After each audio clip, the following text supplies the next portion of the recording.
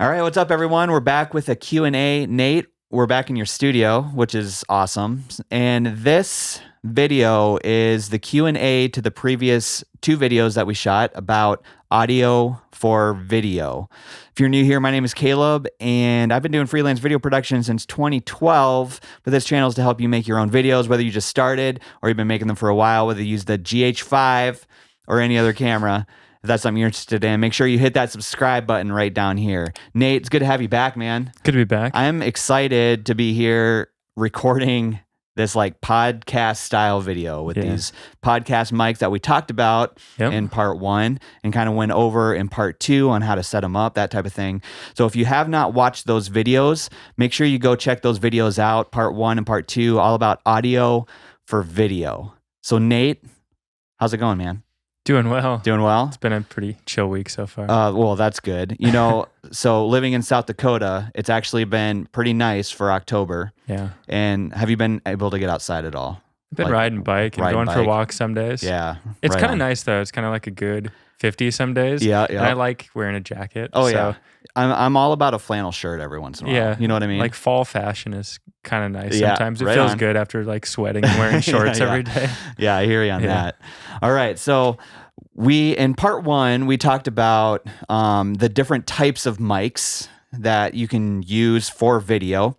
We went over like the boom style mic, lav mics, podcast style mics like this, and then also some wildcard mics and different types of recorders. And then the second video, we actually went through and like set some of these things up. Yeah, at a basic level. Yeah. Just to give a rundown for people. Yeah, just like a brief rundown. I mean, there's so many videos, and there's a couple videos that we'll probably reference in this one, like some deity videos, that type of thing, that they go into way more depth than we did. Yeah. And I highly encourage you to check those videos out. Yeah.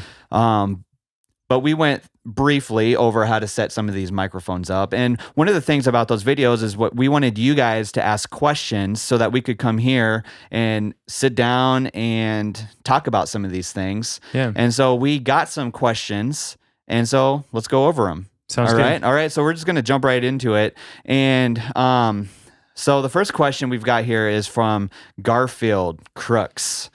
And we kind of read this question and tried to figure out what it was exactly.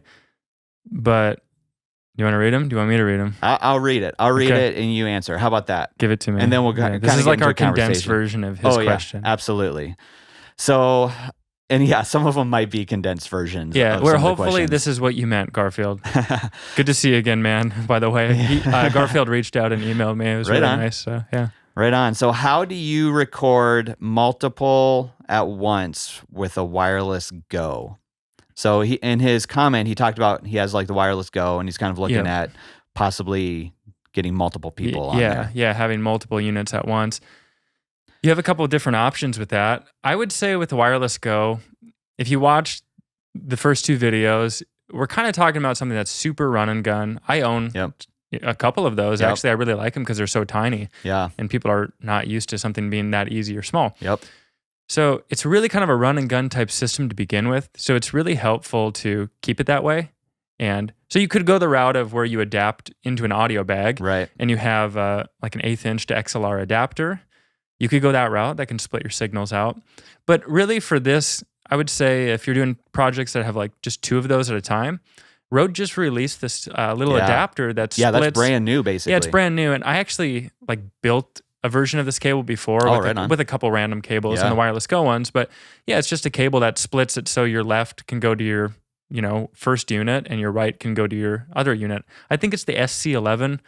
Yeah, I'm not sure the model number. I just ordered it, so I'm pretty sure that's what it is. But gotcha. I have been testing it. I haven't used it like in action, but it's actually really nice and pretty cheap. In action. I like that. It's like $15. Is it really? I did not know the price on that. It's cheap, and it's really like well shielded too. Oh, cool. So I kind of talked in our one video, like don't wrap this cable around here. Yep. It seems to do okay with that. Really? Yeah, it doesn't have much interference. So it's really nice. Oh, well, it keeps it simple, and it doesn't give you like the ugly little coily cables that come with them. Yeah. You can kind of get rid of that, have a nice black cable, and get they make a little bar too, so you can split your hot shoe out to be like 2. Yep.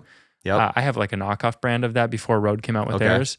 Same thing, really. It's just a piece of metal. I'd be interested in checking that out whenever you get that. We'll probably use it on a shoot together or something. Yeah. Right on.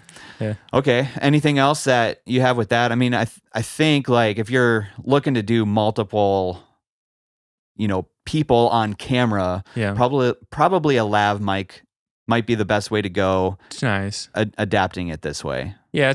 It's easy if you're solo shooting to be able to keep up with audio. And yeah, I think that's probably the easiest route with that unit. I would push people toward that just because it's already kind of designed to do that. Right. It's designed to go right into camera. I mean, it's fine going into the XLR, but from my experience, it's a little bit more hassle than it's worth for what you're getting in quality. Yeah. Like it's just kind of diminishing return on like how hard it is to set it up versus like what you're getting. Right. Period. Okay. Yeah.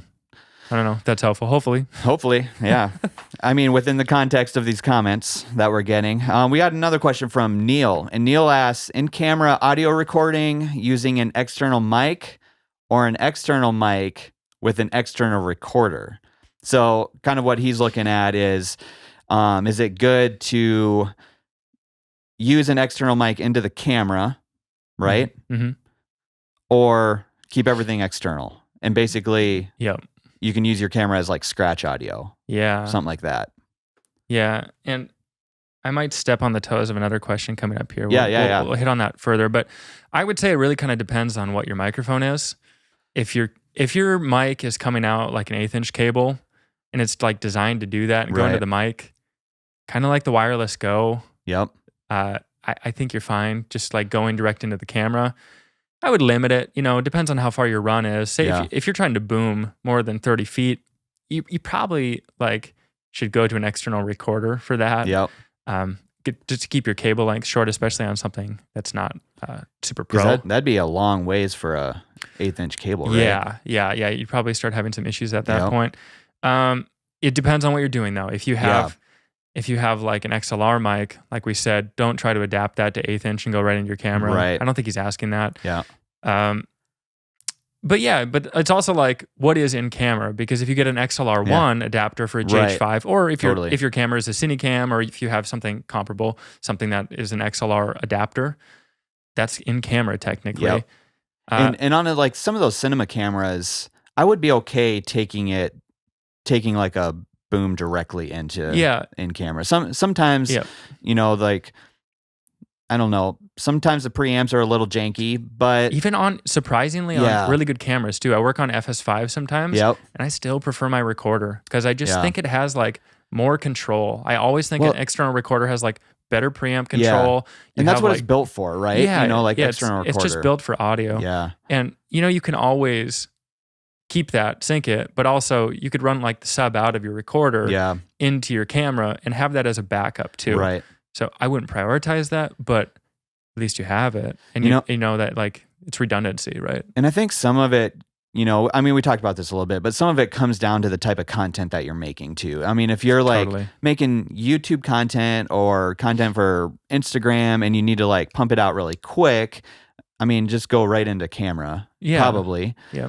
But I mean, if you're doing some client work and you have a little bit more time to process things, and if they're paying you big bucks for it, you'll probably want to go into an external recorder and capture the best possible audio that you can. Yeah. But this is kind of reading into the question a little bit. So it's not totally. And another thing to state is like when I do. So I'm like a corporate shooter. I do a lot of interview stuff, and that's kind of where I come from, and that's a lot where my answers are coming from. I study a lot of other things, but I'm not like a professional in all of those. When I get done with interviews, I pull the files off of my recorder, and the first thing I do is process that audio in Pro Tools. Yep. So when I sync in post, I'm not just syncing my raw files, I'm syncing like mixed files. Right. And I'll go back and I'll remix some things just to like almost kind of like a mastering stage of it. But that's like my workflow is I'm trying to have a really pristine audio that I'm not processing in my video editor. Yeah. Because I don't want to eat up that CPU. It doesn't need to be. Because I have a plugin chain of like 6 things sometimes. Right. Like why would I want that running while I'm trying to like cut 4K video? Gotcha. You know what I mean? No, so you do the audio first and then depends on the project. Right. Some you couldn't do that. Some it's like way too long format, like a short film or something. No. Yeah. Like you don't know what the cut's going to be. That's definitely an audio guy speaking right there. Yeah. But it's so enjoyable to have like killer audio when you're editing video. Yeah. And know that what would you're be getting. Nice. Yeah. So I encourage people to do that if you have, I don't know what people use. I don't know if people use Pro Tools or Logic or Audition or whatever, but it's kind of a nice workful because then you're not using plugins for audio as heavily. Because that's one of the things I do is like I go in, like I cut and edit in Premiere. And so I go in and I sync all my audio first. Yep. Just to have, because I record on a separate recorder as well for corporate shoots. And I use the H6, which I think is a great recorder. It's not quite as beefy as what you have going on here, but no, it's cool though. But it's a great recorder. And so I usually go in first and then sync all my audio and then processing the audio. And this is going to make you cringe, but processing it is one of the last things I do. That's okay. Like if you can stand it while you're editing. I actually can. So I go and I, layer, if I have to, layer other sound design items. Yeah. The speaking parts of interviews is still the last thing that I do. Really? Yeah. I spoil myself so hard, I think, yeah, right. with audio, even with video sometimes. Sometimes I like want a LUT on there when I'm editing just because like I just want to see it. Oh yeah. No, I hear you.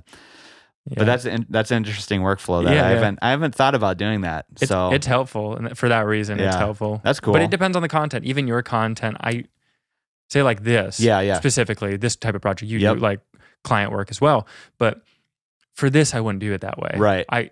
Just because like, why would you edit like all of these tiny little clips? Right. Interviews are different because interviews are very long format. Oh yeah. Very consistent. You're trying to get the room tone. Another thing, sorry to keep dragging this out. No, go. Another thing is like the Isotope RX. They have like an essentials line and they have like a dialogue denoise plugin. Killer plugin. You should get that if you don't have it. Good plug. The downside to it is that it has this learn mode. Really brilliant feature, but it doesn't really work right in Premiere or Final Cut. There's a learn button, and basically what you do is you just select a portion of the dead space, which is the room tone. Yep. And it says, this is what we want to remove throughout this whole thing. It doesn't work very well in a video editor for some reason. Interesting, yeah. Because I don't know why. Like that learn button isn't even a thing. Yeah. From some applications I've seen. Maybe not all, but so that was another bonus is like, that's not an issue in a DAW workstation. So there, that free program Audacity has a little flavor of that as well. It's a denoiser. Yeah, that's funny. You can go in and catch a little, like get a little dead space or noise or whatever, capture that. Yeah, and then take it out. Which Audacity is it's a great program for being my friend and I always open source. Like joke about that. Whenever I get a new piece of gear, one of my buddies from college, he says, I bet it sounds like shit in Audacity. That's an audio joke for sure. Yeah. So that's funny. I'm sure it's like good though. Oh man. For free, amazing. On that note, we'll keep going. We'll go to the next one. All right. Ignacio Mania. And I apologize if I am not saying these names correctly. Is it Ignacio? Yeah, but I do appreciate you commenting. Yeah. Let's go there. So he asks, help us about music for your videos. What is your experience? So this is a little bit different than kind of what we talked about in the first couple parts of this series, but music and putting music into your videos. Do you have any thoughts on that? Yeah, so we kind of talked, Caleb and I did a little bit of like a pre-call last night, trying to think of what we want to go into. Right. And I think an idea that we had with this is we're both musical people. We're both musicians. Yep. I don't know. I don't like totally identify as a musician anymore, but I'm definitely musically inclined. Finding music hasn't ever been very hard for me. Yeah. Like I just kind of feel it and I get it and I understand the dynamics and I can look at waveforms and I can understand what works. I mean, so I'm not trying to say like you have to have that ability naturally to be able to pick music. Yeah, whatever. I don't think we're superheroes, but I would say when it comes to music, finding a song, you really have to like go for the right feel. Yeah. Don't do anything that's cheesy. Find stuff that doesn't have stupid, distracting instrumental stuff. Really, like a lot of the time, clients, they're not going to like that. Yeah. And if you can't remove it, well, you're just going to edit a video that they're going to say, oh, this is really annoying. And if all you have is the 2-track of it, what are you going to do? Like you just edited a whole video to a track that the client doesn't even like. So one, proof it with your client. if this is for you, whatever. Like Right, if you right. dig the song, Yeah, totally. roll with it. If But you want metal in it, which I put metal in my you? videos before. That's sweet. But I would say picking music, there's so many options too, like Artlist, Epidemic. Yep. Even like Facebook has a library of stuff that you can use with YouTube does too, I think. Yeah, like really good music. But yeah, getting the feel for it, making sure it's dynamic and fits what you're going to do with the video. Do you have anything to add on to that, like for sourcing first? Yeah, well, I mean, I was just gonna say, like, it comes down to the vibe of the video, you know, and like you wanna get that vibe that you're trying to come across. I mean, if you have a more of like an urban style video, then you probably want a little bit more urban style music, hip hop, you know? lo-fi. I mean, a lot of times I think like folky music sounds good for like nature shots, that type of thing. I like it like, for a lot of stuff, like four on the floor I mean, type stuff. wedding it's videos. such an easy edit. Yeah.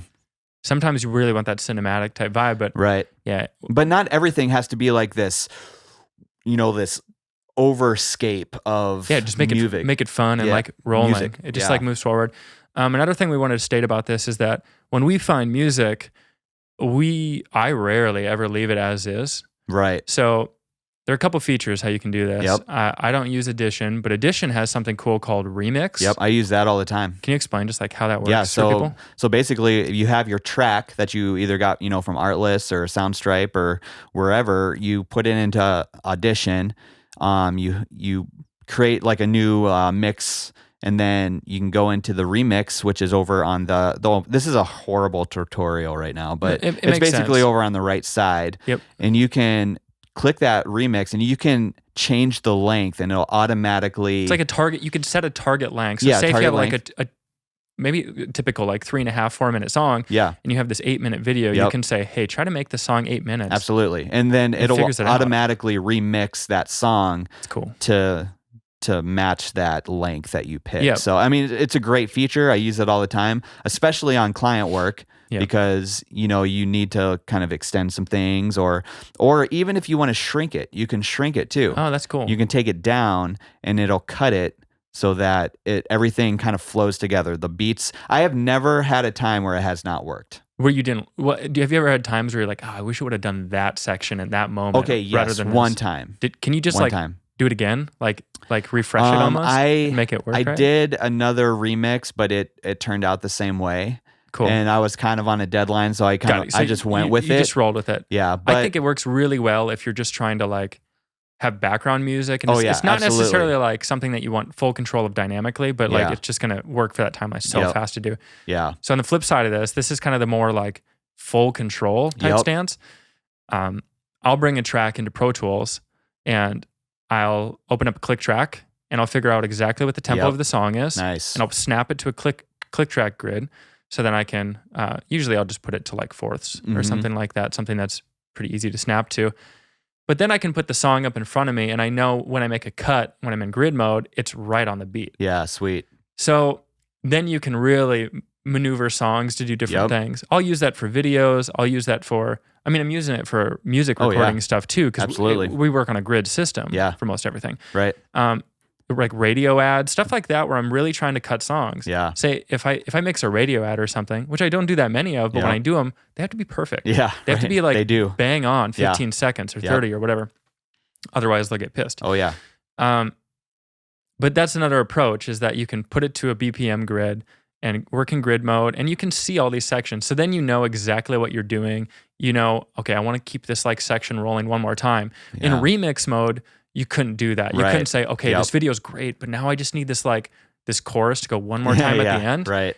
Remix probably wouldn't do that for you. It might, but when you need that full control, you need to go into something that is a BPM grid. Now, another thing on that, like Premiere Pro actually has a feature where you can automatically cut your clips to the beat of the song as well. It's an automated system. Does it BPM snap? I don't know how it works, but I've always thought that video editors need a BPM grid. Premiere Gal has like a super quick tutorial on it on the Adobe. I think it's the Adobe Twitter page. Okay. So go check that out.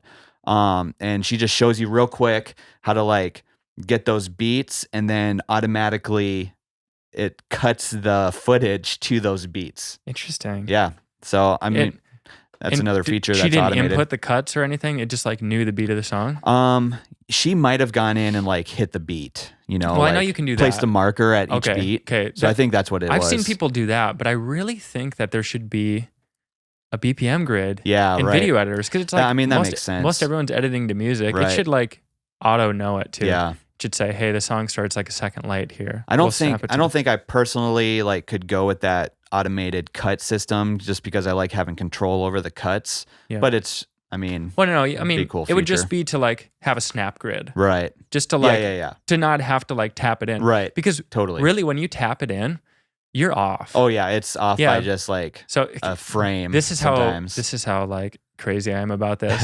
When I export like my music file after I do the remix, I'll export a version that's the song, but I'll also export a version that's just the click track soloed. Nice. And I'll go in, so then I can see the click track marks that are paired with the song, right? Yep. Those two are in sync.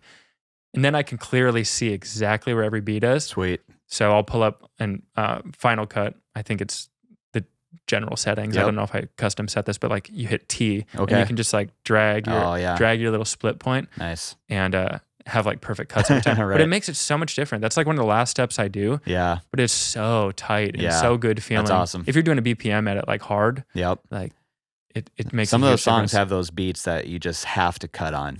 Yeah. I didn't think we were going to talk this long I know, about seriously. that. That was a good one. Thanks, I actually feel like we should just talk about music sometime in one of these. That's not a bad idea. All right, we're going to go on to a question by Bryce. Is there any loss in audio quality when recording from an external audio to GH5 internal as opposed to directly on external recorder? So we talked about this a little bit, but this is a little bit different of a question because I think he's talking about taking a recorder and taking that line into the GH5, out of the recorder into the GH5, and having that as well as the external audio. So he's probably wondering because it's like, do I need to sync in post? Right. Because that's the difference here. Yeah. I would say from my experience, when I'm on serious shoots, I'm using an audio bag and I'm running the sub out and I'm running it into my camera, the GH5. Remember, your GH5, if you're using a GH5, is not line level. It's -12. And it's like a mic level thing. So you're going to have to dial your audio bag way back just to hit it at the right level. Does it sound good? It does sound good. Yeah. Like if you have a good signal coming in your audio bag, it sounds good, but there's still like a little bit of like hiss and noise that's introduced by attenuating your signal out of your audio bag and building it back up again. Right. There's loss there. And it's also not as like dynamically responsive as just like taking the file right from your field recorder bag, from what I've noticed. Yeah. So I still do it. I still route it into that camera because it's a really good backup. Yeah. And honestly, if I had to roll with it, I could denoise that little bit that's in there. Yeah, that little hiss. And it would save a project. But I would say if you're going for best audio quality, sync. Yeah. Do your sync. It's really not that hard to do. Most all these programs are doing it. I use Pluralize. I love that software. It makes my life so easy, especially on multicam shoots. Yeah. Because then I can just export directly into a multicam sequence. Sweet. Everything's perfectly in sync. I mean, when I'm doing long format stuff, that just saves me every time. And it's kind of spendy, maybe like $300, but it's worth it. It's worth it, from my opinion. So the answer would be go with the audio bag, and enjoy the other form as redundancy. Really, Right. I mean, that's just like peace of mind. That's so important to have. It's always good to have like 2 or 3 options Seriously on a shoot, especially for corporate work, because I mean, chances are you're not going to be able to go back and record that the same way. Do you do a lot of redundancy things? I always have at least 2. Mm-hmm. Sometimes multiple. Yeah. More than that. So did I tell you my flow for like serious stuff? Well, we have dual card slots, right, in our cameras. So I'm redundant recording, and I'm doing that in my field recorder as well. Nice. And we live in like a pretty, I don't know, we're kind of like urban rural place for sure. That's a good way to describe it. Yeah, but I still take a card, like my second card out of everything, and I'll put it in my pocket because there's like, that's just being responsible. Right. Because there's a chance that I'm going to get mugged Yeah. or my car is going to get broken into. Yeah, totally. And like if one of those happens, I want to have the data. Yeah. I think let's go on to Emmanuel. So he's kind of talking about filming a movie or a short film.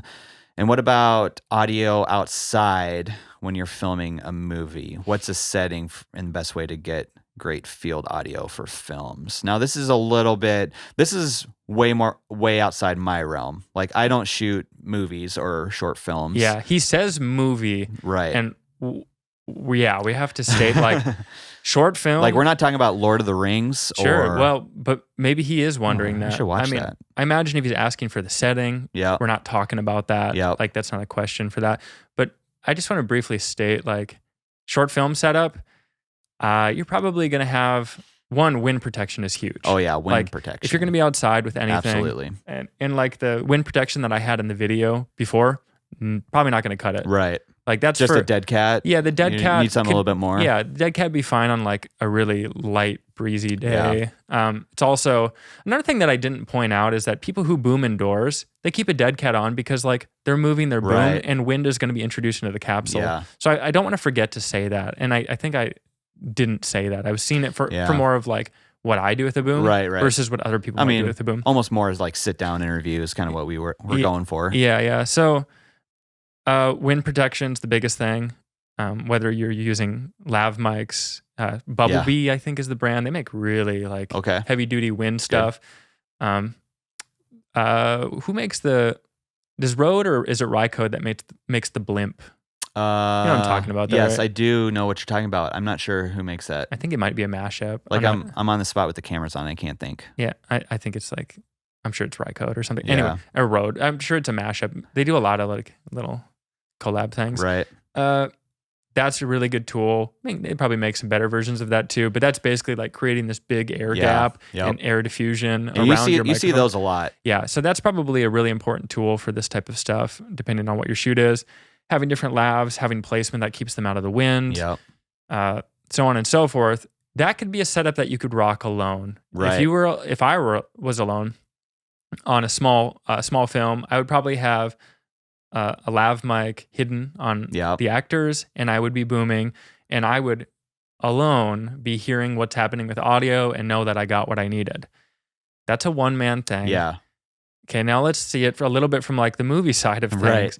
You have a sound mixer. Yeah. You have a whole crew. You have a whole crew, and their audio has to go in like so many different directions because it needs to go to video world, and like the director needs to see things. Everyone needs to be able to see things and hear things accurately, and you're trying to give them the best audio possible because you don't want them to judge you based on the sound loss that might be coming up from other people's gear. So it's this whole thing, RF coordination, making sure that when you're on a film set now, it's very different. You know, over the past 80 years or whatever, a lot of people have just been using a boom. Right. It gets it done. Yeah. Because radio frequency technology just wasn't where it is now.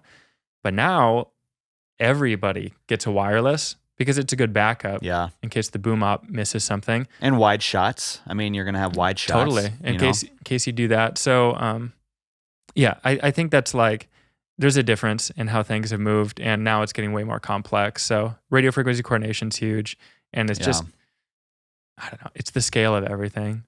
You could probably handle some of this stuff alone, but you're going to get to a point where you need people on your crew if you're on a movie level, because it's just way more complex. Yeah, that's a little bit outside my realm, but it's really interesting to me. Like, I've never worked on a movie set, but I love watching videos about that. Absolutely. Some of the behind the scenes is just seeing what those sound mixers and boom ops are doing. So watch those. Caleb mentioned it, but Deity has a set of videos on their page. They've kind of come up over the past couple of years as a microphone brand, and they make really nice budget stuff, but they have a ton of really good videos on placement. So if you're wondering more about lav placement, if you're here for that, if you're wondering that stuff, or even boom placement or any of this stuff, go over there, because they're going to go into like serious depth on it. They've got some great content over there. All right, we're going to go on to S.420. It's a good name. I like that. The tips on using the boom mic setup were good. Can you do more on using boom mics? Okay, so he went on to say he's just getting started in video production, so just looking for some tips. And he's a one-man band, which a lot of us are. doing this type of stuff. Yeah. So any tips on that? So first off, when it comes to placement tips, I'm going to scoot you over to Deity again. Yeah, right. Because we're not going to like show you more placement stuff today. But what he talks about is like, I'm just getting started. Yep. I'm a one-man band. Yeah.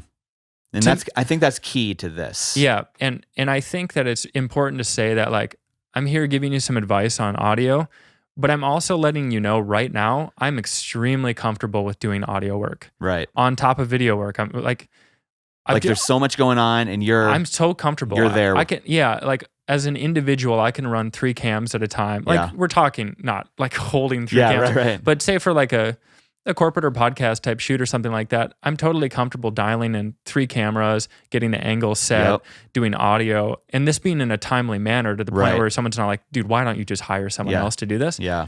It just makes more sense to do it alone. I'm comfortable doing that. But if you're not, if you're new, you're gonna be overwhelming. You're gonna be so overwhelmed by doing this. You're gonna be screwing stuff up. Yep.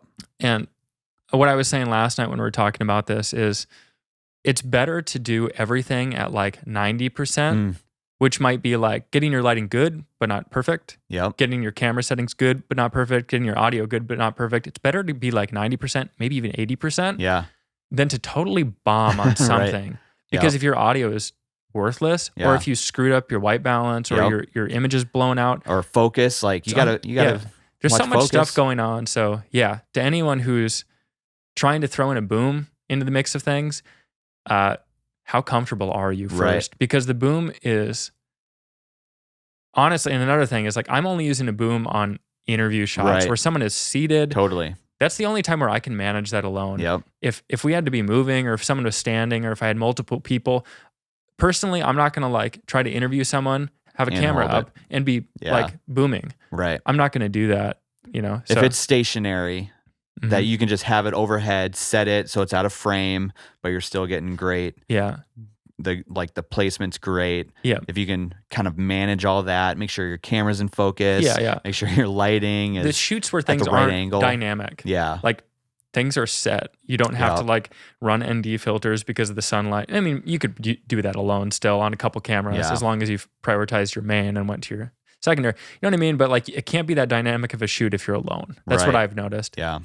You can do a lot alone. There's just so many variables. Yeah. And so like what might be a better option then if, like if you're just getting started? Do you think like a lav mic would be a little bit better of an option? Yeah, I think that's kind of your only other option really is just have a lav, clip it on. Yeah. If you get good at hiding stuff or if it's necessary for a shot, you have time. But really, if you're like trying to roll through shots, you can just clip it on. Yep. It's fine. I don't think anyone's going to judge you. Some of the best documentaries have a lav mic, and the lav mic is right out in the open. Yep. And I'm sure it's really easy to mix that audio. Yeah. And you didn't have to like invade someone's personal space when they might not have wanted that. Right. Sometimes it's nice to just throw it on someone. Absolutely. So I don't know if that is a good answer. Oh, I thought it was a great answer. I think it's like insightful for people who might be wanting to get a little bit overwhelmed, and it's just a reminder to do the best job you can. Yeah. And for certain situations where I'm saying a not dynamic shoot, I don't know if that makes sense, but like an interview I would say is a not dynamic shoot. There's no like crazy movement going on. Pull out the boom for that.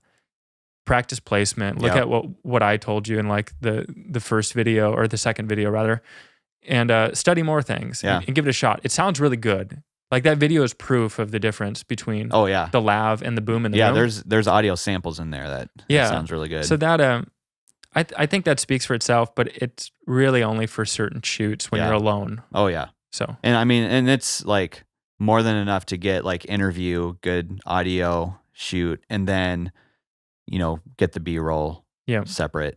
I mean, there's so many videos like that. So you don't have to always be in an action sequence. No, it's less distracting. Yeah, absolutely. There's a reason why interviews are shot the way they are. Yeah, right. Because people try to make it like nice and consistent and easy. Because you're trying to focus on content, not like the showmanship of like your camera moves and stuff. Right? Yeah. Well, that'd be, I don't know.